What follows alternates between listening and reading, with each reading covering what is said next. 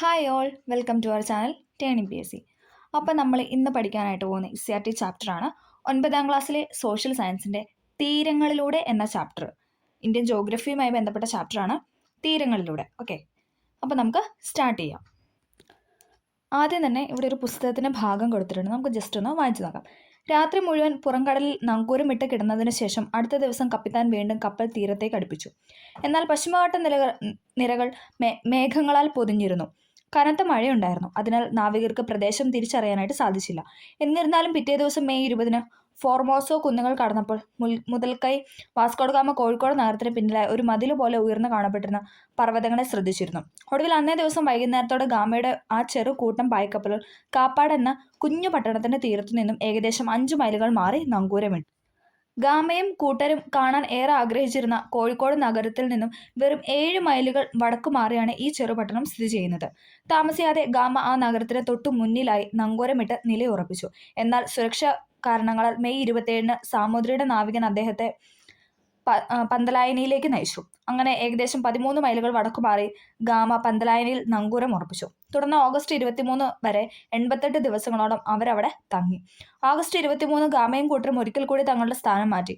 കോഴിക്കോട് തുറമുഖത്തു നിന്നും ഏകദേശം 12 മൈലുകൾ മാറി കാറ്റിന്റെ ശല്യമില്ലാത്ത മറ്റൊരു ഭാഗത്ത് നിലയുറപ്പിച്ചു.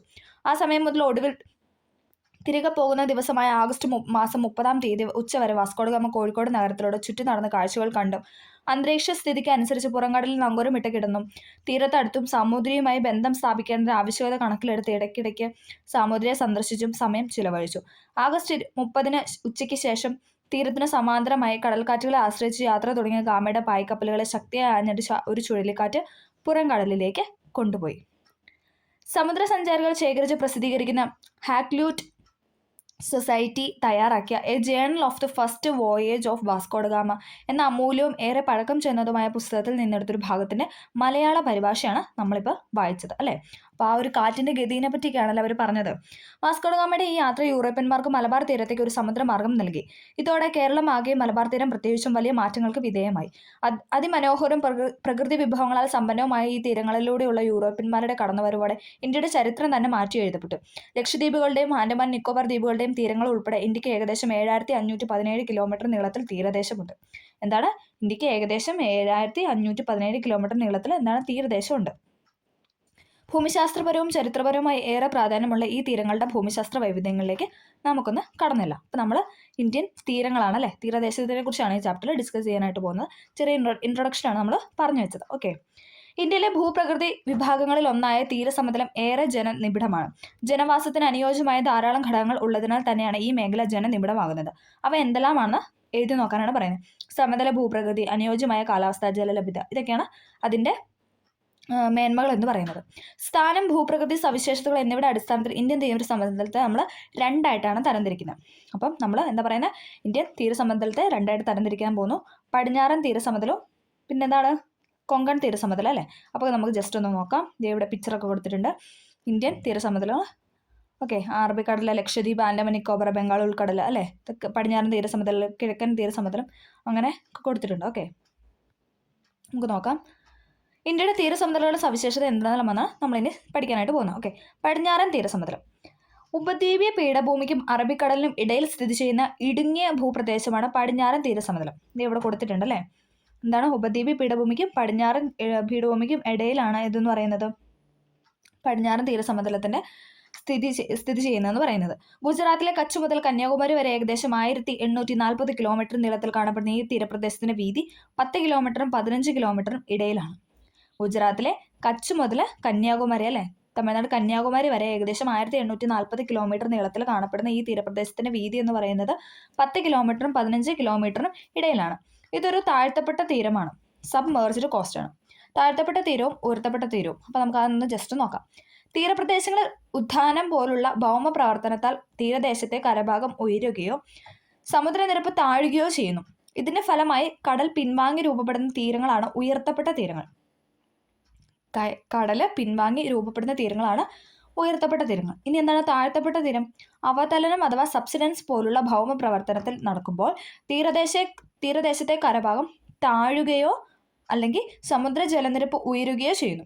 ഇതിന് ഫലമായി കരയിലേക്ക് കടൽ കയറി രൂപപ്പെടുന്ന തീരങ്ങളാണ് താഴ്ത്തപ്പെട്ട തീരങ്ങൾ. അപ്പോൾ കടൽ കയറി രൂപപ്പെടുന്നതാണ് താഴ്ത്തപ്പെട്ട തീരങ്ങൾ. കടൽ പിൻവാങ്ങിയല്ലേ പുറകോട്ട് പോകുന്ന അതാണ് ഇതെന്ന് പറഞ്ഞാൽ ഉയർത്തപ്പെട്ടത്. കടൽ കയറുന്നതാണ് താഴ്ത്തപ്പെട്ടത്. അപ്പോൾ അങ്ങനെ കണക്ട് ചെയ്ത് പഠിക്കുക. കയറുന്നത് താഴ്ത്തപ്പെട്ടത്, മുകളിലോട്ട് വരുന്നത് താഴ്ത്തപ്പെട്ടത്. അപ്പോൾ ആ ഒരു കണക്ഷൻ കൊടുത്ത് പഠിക്കാം. ഓക്കെ. പടിഞ്ഞാറൻ തീരസമതലത്തിൻ്റെ മറ്റൊരു സവിശേഷതയാണ്, പടിഞ്ഞാറൻ തീരസമതലത്തെ നമ്മൾ 3ആയിട്ട് തരംതിരിക്കുന്നു: ഗുജറാത്ത് തീരം, കൊങ്കൺ തീരം, മലബാർ തീരം. ഗുജറാത്ത്, കൊങ്കൺ, മലബാർ. നമുക്ക് നോക്കാം. ഇവിടെ ഒരു ഇത് കൊടുത്തിട്ടുണ്ട്, മാപ്പ് കൊടുത്തിട്ടുണ്ട് കണ്ടോ. ഗുജറാത്ത്, കൊങ്കൺ, മലബാർ, അതാണ് ഏതെന്ന് പറഞ്ഞാൽ പടിഞ്ഞാറല്ലേ. ഇനി കിഴക്കൻ തീരത്താണ് ഏതൊക്കെയെന്ന് പറയാൻ കൊറോമാണ്ടൽ തീരവും വടക്കൻ സിർക്കാസ് തീരവും കാണപ്പെടുന്നത് അല്ലേ, കിഴക്കൻ. അപ്പോൾ നമ്മൾ പടിഞ്ഞാറും കിഴക്കനുമായിട്ട് തരം തിരിച്ചിട്ടുണ്ട്. അതിൽ പടിഞ്ഞാറൻ തീരസമതലത്താണ് കൊങ്കൺ തീരം ഉള്ളതും, ഗുജറാത്ത് തീരം, മലബാർ തീരം അല്ലേ, നമ്മളൊക്കെ പടിഞ്ഞാറിനാണ്. ഓക്കെ. ദെൻ ഇനി കിഴക്കൻ തീരത്താണ് കൊറോമാണ്ടലും വടക്കൻ സിർക്കാസും കാണപ്പെടുന്നത്. ഓക്കെ, അതാണ് ഈ ചിത്രത്തിൽ കൊടുത്തിരിക്കുന്നത്. പടിഞ്ഞാറൻ തീരസമതലത്തിൻ്റെ 3 ഭാഗങ്ങൾ ഏതെല്ലാമാണെന്ന് കണ്ടെത്തിയല്ലേ, നമ്മൾ പറഞ്ഞല്ലേ. ഏതൊക്കെയാണ്? ഗുജറാത്ത് ഉണ്ട്, കൊങ്കൺ ഉണ്ട്, മലബാർ ഉണ്ട്. ഗുജറാത്ത് തീരസമതലം റാൻ ഓഫ് കച്ച് ചതുപ്പ് പ്രദേശവും കച്ച് സൗരാഷ്ട്ര മേഖലകളുടെ തീരപ്രദേശങ്ങളും ദമൻ ദിയു, ദാദ്ര നഗർ ഹവേലി കേന്ദ്രഭരണ പ്രദേശങ്ങളും ഉൾപ്പെടുന്നതാണ് ഗുജറാത്ത് തീരസമുദ്രം. അപ്പോൾ ആദ്യം നമ്മൾ പറഞ്ഞു ഗുജറാത്ത് ഉണ്ട്, ദെൻ കൊങ്കൺ ഉണ്ട്, മലബാർ ഉണ്ടെന്ന് പറഞ്ഞു. അതിൽ ഫസ്റ്റ് നമ്മൾ പറയുന്നത് ഗുജറാത്ത് തീരസമതലമാണ്. ഓക്കെ. പടിഞ്ഞാറൻ തീരസമതലത്തെ നമ്മൾ 3ആയിട്ട് തരംതിരിച്ചു: ഗുജറാത്ത്, കൊങ്കൺ, മലബാർ. അതിൽ ഫസ്റ്റ് പറയുന്നതാണ് ഗുജറാത്ത് തീരസമതലം.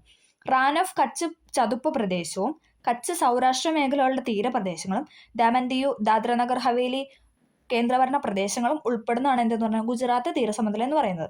സബർമതി, മാഹി തുടങ്ങിയ നദികളുടെ എക്കൽ നിക്ഷേപണ ഫലമായിട്ടാണ് ഗുജറാത്ത് തീരസമതലം രൂപപ്പെട്ടിട്ടുള്ളത്. ഏതൊക്കെയാണ്?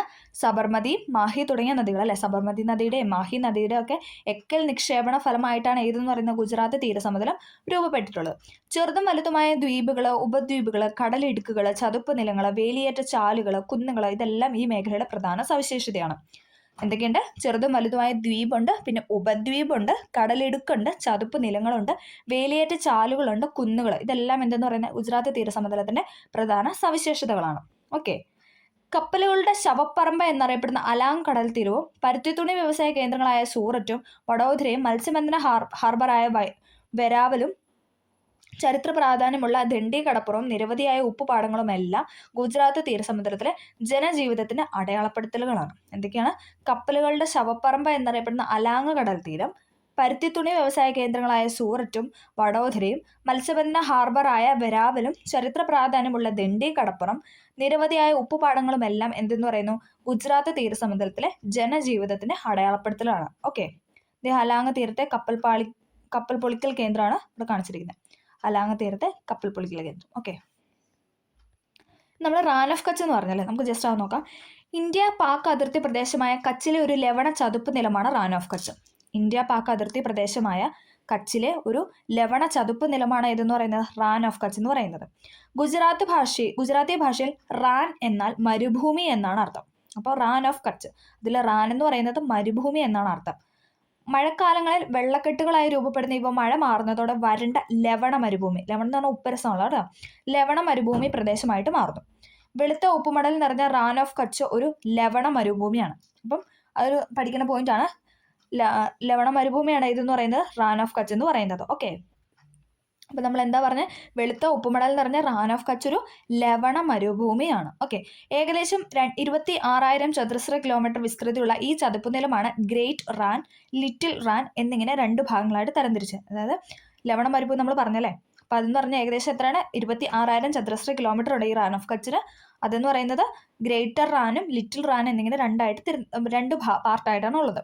നവംബർ മുതൽ ഫെബ്രുവരി വരെ നീണ്ടു നിൽക്കുന്ന റാൻ ഉത്സവം ഇവിടുത്തെ പ്രധാന ആഘോഷമാണ്. അതായത് റാൻ ഓഫ് കച്ചിലെ ഒരു പ്രധാന ഉത്സവം അല്ലെങ്കിൽ ഒരു ആഘോഷമാണ് ഇതെന്ന് പറയുന്നത് റാൻ ഉത്സവം എന്ന് പറയുന്നത്. ഓക്കെ. ഇവിടെ റാൻ ഓഫ് കച്ച് ലവണ ചതുപ്പ് നിലം കൊടുത്തിട്ടുണ്ട് കണ്ടോ. ഓക്കെ. അടുത്താണ് കൊങ്കൺ തീരം. ഇപ്പം നമ്മൾ ഏതാ പറഞ്ഞത്? നമ്മളിപ്പോൾ ഗുജറാത്തൻ തീരമാണ് പറഞ്ഞത്. ഇന്ന് നമ്മൾ പറയാനായിട്ട് പോകുന്നത് കൊങ്കൺ തീരമാണ്. ഗുജറാത്ത് തീരസമുദ്രത്തിന് തെക്ക് എന്ന് പറയുമ്പോൾ താഴേക്ക് അല്ലേ. ഗുജറാത്ത് തീരസമുദ്രത്തിന് തെക്ക് ഡാമൻ മുതൽ ഗോവ വരെ വ്യാപിച്ചിരിക്കുന്ന തീരസമുദ്രമാണ് കൊങ്കൺ തീരം. ചോദിച്ചിട്ടുണ്ട്. തെക്ക് ഡാമൻ മുതൽ ഗോവ വരെയാണ് കൊങ്കൺ തീരസമുദ്രം എന്ന് പറയുന്നത്. ഏകദേശം 500 കിലോമീറ്റർ വരെയാണ് നീളം. പശ്ചിമഘട്ട നിരകൾ ഈ തീരത്തിന് സമാന്തരമായി സ്ഥിതി ചെയ്യുന്നതിനാൽ ഇവിടെ തീരസമുദ്രം ഇടുങ്ങിയതാണ്.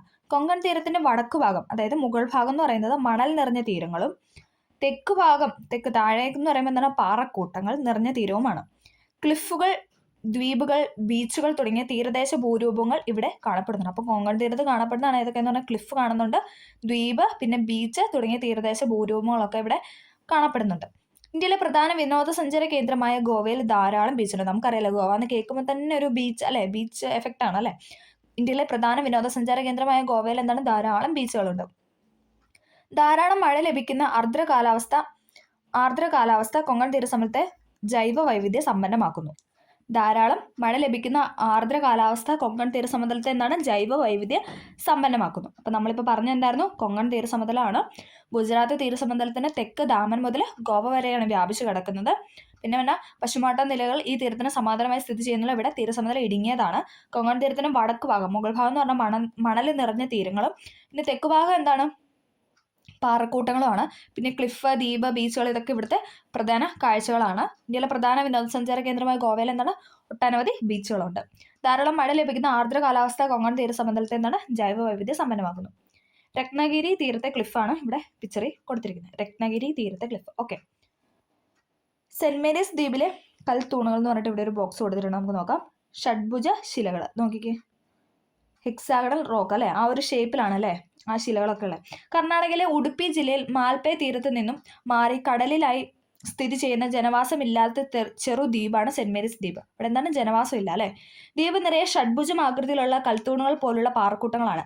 ഏകദേശം 88 ദശലക്ഷം വർഷങ്ങൾക്ക് മുമ്പ് സംഭവിച്ച അഗ്നിപർവ്വത സ്ഫോടനത്തിലൂടെ പുറത്തു വന്ന ലാവ തണുത്ത് രൂപപ്പെട്ടവയാണ് ഇതെന്ന് പറയുന്നത്. കോളംനാർ ജോയിൻസ് എന്ന ജിയോളജിയെ ശിലാ മാതൃകയാണ് ഈ ഷഡ്ഭുജ ശിലകൾ എന്ന് പറയുന്നത്. ഇതൊരു പ്രധാന വിനോദസഞ്ചാര കേന്ദ്രം കൂടിയാണ്. അതായത് പ്രധാന വിനോദസഞ്ചാര കേന്ദ്രമാണ്, പക്ഷെ അവിടെ ജനവാസം ഒന്നും അധികം ഇല്ല. ഓക്കെ. നവശേവ, മോർമുഗോവ തുടങ്ങി പ്രകൃതിദത്ത തുറമുഖങ്ങളും മാൽപേ മത്സ്യബന്ധന ഹാർബറും കപ്പൽ നിർമ്മാണശാലകളും ടൂറിസം കേന്ദ്രങ്ങളും വ്യവസായ കേന്ദ്രങ്ങളും എല്ലാം കൊങ്കൺ തീരത്തെ സാമ്പത്തിക പ്രവർത്തനം സക്രിയമായ ഒരു മേഖലയാക്കി മാറ്റുന്നു. അതായത് അവിടെ എന്തൊക്കെയാണ്, നവശേവ, പിന്നെന്താ മർമഗോവ തുടങ്ങിയ പ്രകൃതിദത്ത തുറമുഖങ്ങളുണ്ട്, മാൽപേ മത്സ്യബന്ധന ഹാർബർ ഉണ്ട്, കപ്പൽ നിർമ്മാണശാലകളും ടൂറിസം കേന്ദ്രങ്ങളും വ്യവസായ കേന്ദ്രങ്ങളും എല്ലാം എന്താണ് നമുക്ക് കൊങ്കൺ തീരത്ത് കാണാനായിട്ട് സാധിക്കും. ഓക്കെ. ഇനി നമ്മൾ പറയുന്നതാണ് മലബാർ തീരം. നമ്മൾ ഗുജറാത്ത് തീരം പറഞ്ഞു, കൊങ്കൺ തീരം പറഞ്ഞു. നമ്മൾ പടിഞ്ഞാറൻ തീരസമതലമാണ് പഠിച്ചുകൊണ്ടിരിക്കുന്നത്.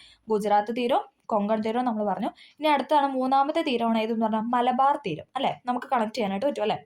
മംഗലാപുരം മുതൽ കന്യാകുമാരി വരെ വ്യാപിച്ചിരിക്കുന്ന മലബാർ തീരത്തിന് ഏകദേശം 580 കിലോമീറ്റർ ദൈർഘ്യമാണ് ഉള്ളത്.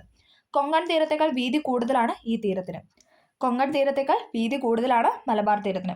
ക്ലിഫുകൾ, കടൽ സ്തംഭങ്ങൾ, ബീച്ചുകൾ, അഴിമുഖങ്ങൾ, പൊഴികൾ തുടങ്ങി നിരവധി തീരഭൂരൂപങ്ങൾ മലബാർ തീരത്ത് കാണാനായിട്ട് സാധിക്കും. ഇവിടുത്തെ മറ്റൊരു സവിശേഷതയാണ് കായലുകൾ. വേമ്പനാട്ട് കായൽ ഇതിൽ പ്രധാനമാണ് അല്ലേ. നമ്മുടെ കേരളത്തിലുള്ള വേമ്പനാട്ട് കായൽ ഇതിൽ പ്രധാനമാണ്. ഇവിടെ കായലുകളും തടാകങ്ങളും കനാലുകൾ വഴി ബന്ധിപ്പിച്ച് ജലഗതാഗതം സാധ്യമാക്കുന്നു. കോട്ടപ്പുറം മുതൽ കൊല്ലം വരെ ഇത്തരത്തിൽ ഗതാഗത യോഗമാണ് അല്ലേ. കോട്ടപ്പുറം, കൊല്ലം. ഇന്ത്യയിലെ പ്രധാന ദേശീയ ജലപാതകളിൽ ഒന്നാണ് NW3 അല്ലേ. നമ്മൾ പറയും എപ്പോഴും വിവേകമായിട്ട് ചോദിക്കാറുണ്ട് NW3 അല്ലേ. അതിലാത്തൊരു ക്വസ്റ്റ്യൻ പേപ്പർ ഇല്ല. NW3 ബന്ധിപ്പിക്കുന്ന ഏതൊക്കെയാണ്, കൊല്ലം, കോട്ടപ്പുറം അല്ലേ, നമുക്കറിയാം അല്ലേ. ഓക്കെ. വർക്കല, ഏഴിമല, ബേക്കൽ തുടങ്ങിയ പ്രദേശങ്ങളിൽ തീരങ്ങൾ ഉയർന്നു കാണപ്പെടുന്നു. ഇവിടെ ക്ലിഫ് പോലുള്ള ഭൂരൂപങ്ങളും കാണാം. മുഴുപ്പിലങ്ങാട്, ചാവക്കാട്, കോവളം തുടങ്ങിയ ബീച്ചുകൾ ധാരാളം വിനോദസഞ്ചാരികളെ ആകർഷിക്കുന്നത് അല്ലേ. നമുക്കിതൊക്കെ അറിയാവുന്ന ബീച്ചുകളാണ് അല്ലേ. നമ്മുടെ കേരളത്തിലുള്ളതുകൊണ്ട് നമുക്കിതൊക്കെ അറിയാം. ഭൂപടം നിരീക്ഷിച്ച് മലബാർ തീരത്തെ പ്രധാന ബീച്ചുകളുടെ സ്ഥാനം കണ്ടെത്താനാണ് പറഞ്ഞത്. ഇവിടെ വേമ്പനാട്ട് കായലൊക്കെ കൊടുത്തിട്ടുണ്ട് അല്ലേ. ഓക്കെ. പൊതുവെ തീരദേശത്തെ തണ്ണീർത്തടങ്ങളും കായലുകളും ദേശാടന പക്ഷികളുടെ പ്രജനന കേന്ദ്രങ്ങളാണ്. കടലുണ്ടി, കുമരകം, പാതിരാമണൽ തുടങ്ങിയ പക്ഷി സങ്കേതങ്ങൾ ദേശാടന പക്ഷികൾക്ക് സംരക്ഷണം നൽകുന്ന ഇടങ്ങളാണ്. കടലുണ്ടി പക്ഷി സങ്കേത കേന്ദ്രം, കുമരകം അല്ലെ, ഇതൊക്കെ നമുക്കറിയാം. നാഞ്ചിനാടും കുട്ടനാടും കോൾ നിലങ്ങളും അടങ്ങുന്ന നെല്ലറകളും നീണ്ടകര, മുനമ്പം, പൊന്നാനി, ബേപ്പൂർ തുടങ്ങിയ മത്സ്യബന്ധന ഹാർബറുകളും തീരദേശ ജനതയുടെ സാമ്പത്തിക പ്രവർത്തന കേന്ദ്രങ്ങളാണ്. പടിഞ്ഞാറൻ തീരസമതലത്തിന്റെ സ്ഥാനം, വ്യാപ്തി, ഉപവിഭാഗങ്ങൾ, ഭൂമിശാസ്ത്ര സവിശേഷതകൾ എന്നിവയെല്ലാം നമ്മൾ ഇപ്പോൾ പറഞ്ഞിട്ടുണ്ട്. നമ്മൾ പറഞ്ഞെന്തായിരുന്നു, ഗുജറാത്തൻ തീരം പറഞ്ഞു, ദെൻ കൊങ്കൺ തീരം പറഞ്ഞു, അത് കഴിഞ്ഞിട്ട് നമ്മൾ മലബാർ തീരവും പറഞ്ഞു. ഇതാണ് ഏതെന്ന് പറഞ്ഞാൽ പടിഞ്ഞാറൻ തീരസമതലം എന്ന് പറയുന്നത്. ഓക്കെ, ക്ലിയർ ആയെന്ന് പ്രതീക്ഷിക്കുന്നു. ഇനി നേരെ ഓപ്പോസിറ്റ് ആണ്. ഇനി രണ്ടാമത്തെ പോയിന്റ് ആണ് ഇതെന്ന് പറയുന്നത് കിഴക്കൻ തീരസമതലം. നമ്മൾ പടിഞ്ഞാറിന് ഇപ്പോൾ കംപ്ലീറ്റ് ചെയ്തു, ദെൻ അടുത്താണ് കിഴക്കൻ തീരസമതലം. ഓക്കെ, പെട്ടെന്ന് നമുക്കത് കുഴപ്പമില്ലാത്ത രീതിയിൽ പോകുന്നൊരു ടോപ്പിക് ആയതുകൊണ്ടാണ് ഇങ്ങനെ പറഞ്ഞു വിടുന്നത്. PYക്കായിട്ട് ചോദിച്ച കാര്യങ്ങളെല്ലാം റിപ്പീറ്റ് ചെയ്യുന്നുണ്ട്. അപ്പം നമുക്ക് കിഴക്കൻ തീരസമുദ്രം ജസ്റ്റ് നോക്കാം. ഓക്കെ, പൂർവ്വഘട്ടത്തിലും ബംഗാൾ ഉൾക്കടലിനും മധ്യ സ്ഥിതി ചെയ്യുന്ന താരതമ്യേന വീതി കൂടിയ തീരസമുദ്രമാണ് കിഴക്കൻ തീരസമുദ്രം. അപ്പം എവിടേക്കാണ്, പൂർവ്വഘട്ടത്തിനും അതുപോലെ ബംഗാൾ ഉൾക്കടലിനും. ഓക്കെ, മഹാനദി ഡെൽറ്റ പ്രദേശം മുതൽ മഹാനദി ഡെൽറ്റ പ്രദേശം മുതൽ കന്യാകുമാരി വരെ ഏകദേശം 1800 കിലോമീറ്റർ നീളമുള്ള കിഴക്കൻ തീരസമതലം മഹാനദി, കൃഷ്ണ, ഗോദാവരി, കാവേരി തുടങ്ങിയ ഉപദ്വീപീയ നദികളുടെ നിക്ഷേപണ പ്രക്രിയയുടെ ഫലമായി രൂപപ്പെട്ടതാണ്. അപ്പം കിഴക്കൻ തീരസമതലം എന്ന് പറയുന്നത് എന്താണ്? മഹാനദി, കൃഷ്ണ, ഗോദാവരി, കാവേരി തുടങ്ങിയ ഉപദ്വീപീയ നദികൾ അല്ലേ. മഹാനദി, കൃഷ്ണ, ഗോദാവരി, കാവേരി എന്നൊക്കെ പറയുന്നത് ഏതാണ്? ഉപദ്വീപീയ നദികളാണ് അല്ലേ. അവരുടെ നിക്ഷേപണ പ്രക്രിയയുടെ ഫലമായിട്ട് രൂപപ്പെട്ടവയാണ്. ഇതൊരു ഉയർത്തപ്പെട്ട തീരമാണ്. അതായത് കിഴക്കൻ തീരസമതലം എന്ന് പറയുന്നത് എന്താണ്? ഒരു ഉയർത്തപ്പെട്ട തീരമാണ്. മഹാനദി, കൃഷ്ണ, ഗോദാവരി, കാവേരി എന്നീ നദികളുടെ ഡെൽറ്റകൾ ഉൾപ്പെട്ടതാണ് ഈ പ്രദേശം അല്ലേ. നമുക്കറിയാം കിഴക്കൻ തീരസമതലത്താണ് കൂടുതലും ഡെൽറ്റകൾ അല്ലേ. ഡെൽറ്റ രൂപീകരണം എന്നൊക്കെ നമുക്കറിയാം. ഓക്കെ, അപ്പം അതിൽ നമ്മൾ പഠിക്കാനായിട്ട് വേണം വടക്കൻ സിർക്കാർ തീരമാണ്. വടക്കൻ സിർക്കാർ തീരം, അവിടെ 2 തീരങ്ങളുണ്ട് അല്ലേ. വടക്കൻ സിർക്കാർ തീരം അല്ല, ആദ്യത്തെയാണ് വടക്കൻ സിർക്കാർ തീരം. നമുക്ക് നോക്കാം. മഹാനദി ഡെൽറ്റ മുതൽ കൃഷ്ണ ഡെൽറ്റ വരെ വ്യാപിച്ചിരിക്കുന്ന തീരസമതല ഭാഗമാണ് വടക്കൻ സിർക്കാർ തീരം. അപ്പോൾ മഹാനദി ഡെൽറ്റ മുതൽ കൃഷ്ണ ഡെൽറ്റ വരെ വ്യാപിച്ചു കിടക്കുന്നു. ഒഡീഷ, ആന്ധ്രാപ്രദേശ് എന്നീ സംസ്ഥാനങ്ങളുടെ തീരദേശം ഏകദേശം ഉൾപ്പെടുന്നു അല്ലേ. നമുക്ക് മാപ്പിൽ നോക്കിയാൽ അറിയാം. ഏകദേശം ഒഡീഷ, ആന്ധ്രാപ്രദേശ് എന്നൊക്കെ പറയുന്നത് എന്താ? വടക്കൻ സിർക്കാർ തീരമാണ്. ഒഡീഷയിൽ ഇത് ഉത്കൽ സമതലമെന്നും ആന്ധ്രാപ്രദേശിൽ എന്താണ്? ആന്ധ്ര സമതലം എന്നും അറിയപ്പെടുന്നു. അതായത് വടക്കൻ സിർക്കാർ തീരത്തിനെ കുറിച്ചാണ് നമ്മൾ പറയുന്നത്. ഒഡീഷയിൽ എന്താണ്? ഉത്കൽ സമതലം എന്നും, ഇനി ആന്ധ്രാപ്രദേശിൽ എന്താണ് അറിയപ്പെടുന്നത്? ആന്ധ്ര സമതലം എന്നും അറിയപ്പെടുന്നു. മുഖ്യമായും മഹാനദി, ഗോദാവരി, കൃഷ്ണ എന്നീ നദികളുടെ ഡെൽറ്റ നിക്ഷേപങ്ങൾ ഉൾപ്പെട്ടതാണ് വടക്കൻ സിർക്കാർ തീരം എന്ന് പറയുന്ന ഈ സമതല ഭാഗം. മഹാനദി ഡെൽറ്റയ്ക്ക് തെക്കായി സ്ഥിതി ചെയ്യുന്ന ചിൽക്ക തടാകം ഇന്ത്യയിലെ വലിയ തടാകങ്ങളിൽ ഒന്നാണ് അല്ലേ. ഇന്ത്യയിലെ വലിയൊരു തടാകങ്ങളിൽ പെടുന്നതാണ് എന്ന് പറഞ്ഞാൽ ചിൽക്ക തടാകം. ആന്ധ്രയിലെ കൊല്ലേരു തടാകമാണ് കിഴക്കൻ തീരത്തെ മറ്റൊരു പ്രധാന തടാകം. പശ്ചിമ തീരത്തെ അപേക്ഷിച്ച് കിഴക്കൻ തീരത്ത് തുറമുഖങ്ങൾ കുറവാണ്. പി വൈക്കാണ്. പശ്ചിമ തീരത്തെ അപേക്ഷിച്ച് കിഴക്കൻ തീരസമതലത്തിൽ എന്താണ്? തുറമുഖങ്ങൾ കുറവാണ്. വിശാഖപട്ടണവും മസൂലിപട്ടണവുമാണ് പ്രധാന തുറമുഖം. വിശാഖപട്ടണവും മസൂലിപട്ടണവും ഒക്കെ പ്രധാന തുറമുഖങ്ങളാണ്. ശ്രീകാകുളം, ഈസ്റ്റ് ഗോദാവരി, വെസ്റ്റ് ഗോദാവരി തുടങ്ങിയ നെല്ലറകളും വിശാഖപട്ടണം, മസൂലിപട്ടണം തുടങ്ങിയ മത്സ്യബന്ധന തുറമുഖങ്ങളും തീരജനതയുടെ സാമ്പത്തിക പ്രവർത്തനങ്ങളുടെ കേന്ദ്രങ്ങളായിട്ട് നിലകൊള്ളുന്നു. ഓക്കെ, ഇവിടെ ചിൽക്ക തടാകം കൊടുത്തിട്ടുണ്ട്. നമ്മൾ പറഞ്ഞല്ലേ, ഇന്ത്യയിലെ തന്നെ വലിയൊരു തടാകമാണ് ചിൽക്ക തടാകം. ഓക്കെ, അപ്പം നമ്മൾ പഠിച്ചതായിരുന്നു കിഴക്കൻ തീരസമതലത്തിലെ ഫസ്റ്റ് പോയിന്റായ വടക്കൻ സിർക്കാർ തീരമാണ് നമ്മൾ പറഞ്ഞത്. മഹാനദി ഡെൽറ്റ മുതൽ കൃഷ്ണ ഡെൽറ്റ വരെയാണ് വ്യാപിച്ചു കിടക്കുന്നത്. പിന്നെ അത് കൂടുതൽ എന്താണ്? ഒഡീഷയിലും ആന്ധ്രാപ്രദേശിലും കാണുന്നു. ഒഡീഷയിൽ എന്താണ് അറിയപ്പെടുന്നത്? ഉത്കൽ സമതലം എന്നും, ആന്ധ്രാപ്രദേശിലാണെങ്കിൽ ആന്ധ്ര സമതലം. അപ്പോൾ ഏരിയ കണക്ട് ചെയ്യുക. ഒഡീഷയിൽ ഉത്കൽ, പിന്നെ ആന്ധ്രാപ്രദേശിൽ ആന്ധ്ര. മുഖ്യമായ ഏതൊക്കെ നദികളാണ്? ഉപദ്വീപ നദികളാണ് അല്ലേ. മഹാനദി, ഗോദാവരി, കൃഷ്ണ എന്നീ നദികളുടെ ഡെൽറ്റ നിക്ഷേപങ്ങൾ വഴിയാണ് വടക്കൻ സിർക്കാർ തീരം രൂപപ്പെട്ടിട്ടുള്ളത്. മഹാനദി ഡെൽറ്റയ്ക്ക് തെക്കായിട്ട് സ്ഥിതി ചെയ്യുന്നു അല്ലേ. മഹാനദിയുടെ താഴെയായിട്ട് സ്ഥിതി ചെയ്യുന്ന ആണ് ഏതെന്ന് പറഞ്ഞാൽ ചിൽക്ക തടാകം. അതെന്ന് പറഞ്ഞാൽ ഇന്ത്യയിലെ ഏറ്റവും വലിയ തടാകങ്ങളിൽ ഒന്നാണ്. ആന്ധ്രയിലെ കൊല്ലേരു തടാകമാണ് കിഴക്കൻ തീരത്തെ മറ്റൊരു പ്രധാന തടാകം എന്ന് പറയുന്നത്. അപ്പോൾ ചിൽക്കയുണ്ട്, കൊല്ലേരു ഉണ്ട്. ആന്ധ്രയിലെ കൊല്ലേരു ഉണ്ട്. പശ്ചിമ തീരത്തെ അപേക്ഷിച്ച് കിഴക്കൻ തീരത്ത് എന്താണ്? തുറമുഖങ്ങൾ കുറവാണ്. അപ്പം ഇമ്പോർട്ടൻ്റ് ആയ തുറമുഖങ്ങളാണ് ഏതൊക്കെയെന്ന് പറഞ്ഞാൽ വിശാഖപട്ടണവും മസൂലിപട്ടണവും. ഓക്കെ, ക്ലിയർ ആയെന്ന് പ്രതീക്ഷിക്കുന്നു.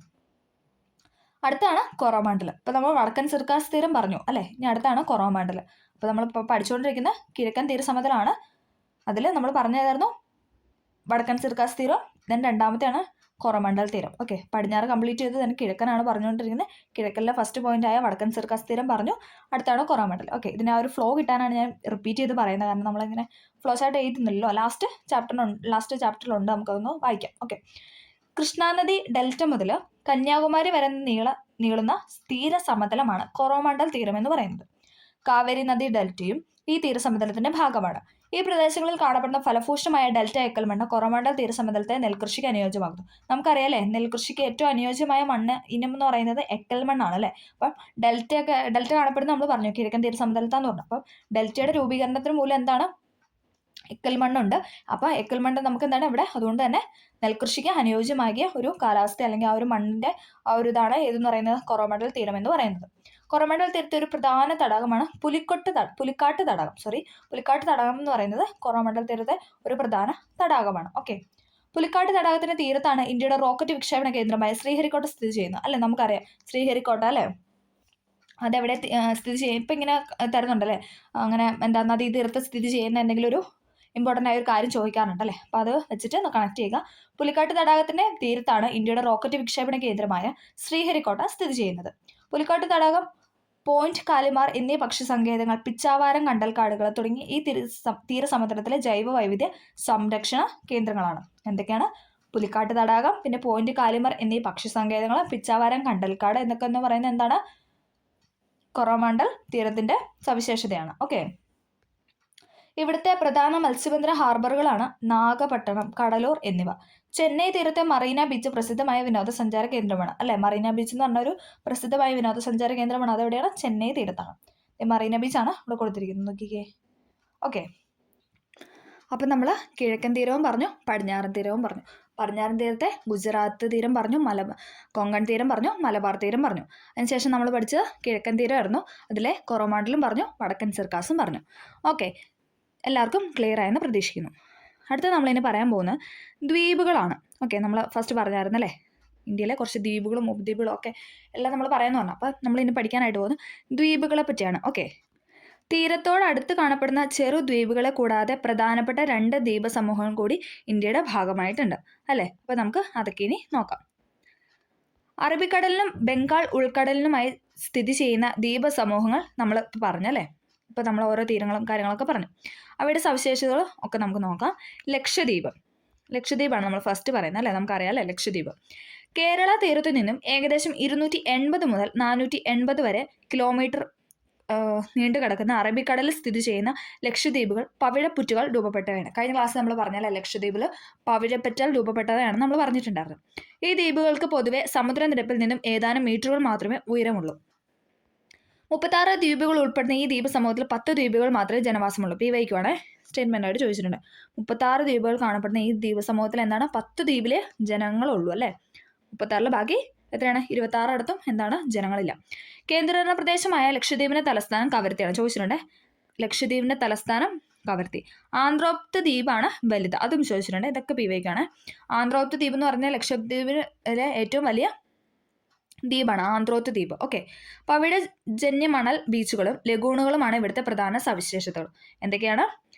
പവിഴജന്യ മണലും അതോടൊപ്പം ലഗൂണുകളുമാണ് ഇവിടുത്തെ പ്രധാന സവിശേഷം. അപ്പോൾ നമ്മൾ പറഞ്ഞു 36 ദ്വീപുണ്ട്, അതിൽ 10 എന്താണ് ജനങ്ങളുള്ളൂ. പിന്നെ അതിൻ്റെ തലസ്ഥാനം എന്നറിയപ്പെടുന്ന കവരത്തിയാണ്. ആന്ത്രോത്ത് ദ്വീപാണ് ഇതിൽ ഏറ്റവും വലിയ ദ്വീപ് എന്ന് പറയുന്നത്.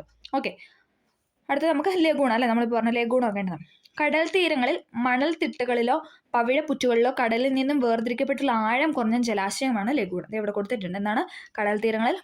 കടൽ തീരങ്ങളിൽ മണൽത്തിട്ടുകളാലോ പവിഴപ്പുറ്റുകളാലോ കടലിൽ നിന്നും വേർതിരിക്കപ്പെട്ടല്ലേ. ഇതുണ്ടോ ഈ ഒരു പോർഷൻ കടലിൽ നിന്നും വേർതിരിക്കപ്പെട്ടുള്ളൂ. അങ്ങനെ ആഴം കുറഞ്ഞ ഭാഗമാണ് ഇതെന്ന് പറയുന്നത് ലഗൂൺ എന്ന് പറയുന്നത്. അഗത്തി ദ്വീപും ദ്വീപിന് ചുറ്റുമുള്ള ലഗൂണാണ് ഇവിടെ കൊടുത്തിരിക്കുന്നത്. ഓക്കെ, അഗത്തി ദ്വീപാണ് കൊടുത്തിരിക്കുന്നത്. നമുക്ക് നോക്കാം. തെങ്ങാണ് പ്രധാന കാർഷിക വിള. അപ്പോൾ ലക്ഷദ്വീപിലെ പ്രധാന കാർഷിക വിളയാണ് എന്ന് പറയുന്നത് തെങ്ങ്.